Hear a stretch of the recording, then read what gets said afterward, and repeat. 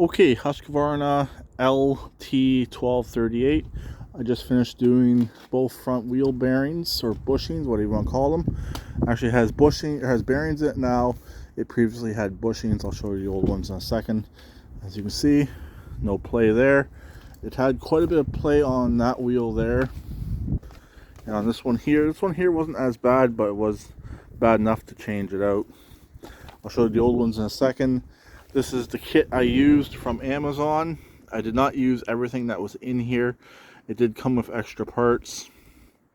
But to find these, either search Husqvarna front wheel bushings, AYP, Craftsman. They're all pretty much the same. And these should fit into the newer machines as long as they have the 3/4 inch axles. That had the actual bearings in it. And what else came in the kit was 2 new dust caps, which I did not need to use. My old ones came off in good condition.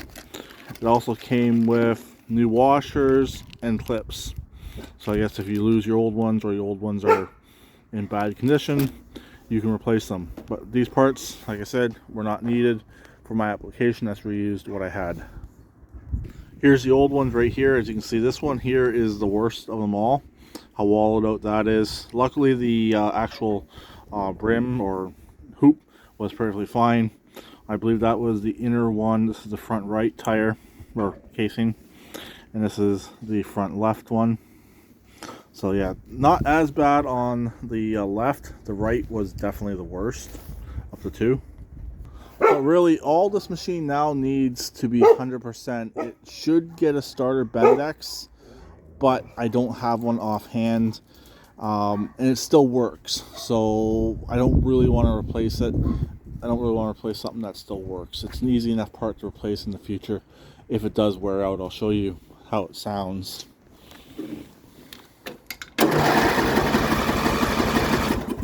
Yeah, so it sounds okay, but it is starting to get worn out, and it is the plastic one. I believe it's a 14.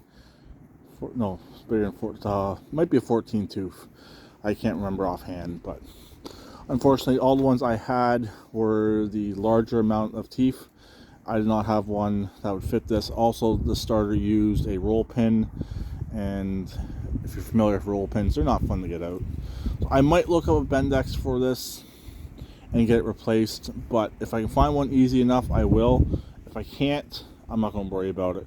To change it over to the other style, you need to replace the flywheel and then change the Bendix, which I have starters that have the other style Bendix on them that are in good shape. They actually don't use the roll pin, they use the clip on the top, but they're the wrong tooth starters. So unfortunately, that's not as easy as just changing out the starter. So I might look into getting a new gear for it. We'll see. But other than that, this machine is just about ready to go. The deck is what it is. It works. So I'm probably just going to leave it the way it is and probably sell this machine as is running. If you want to do more work to it, go ahead and do more work to it.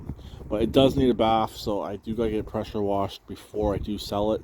So it's not going up for sale as of yet. So most likely this video will get posted sooner rather than later, but I really don't know yet. So I'll talk to them later. Please keep it redneck like always, and please subscribe and comment.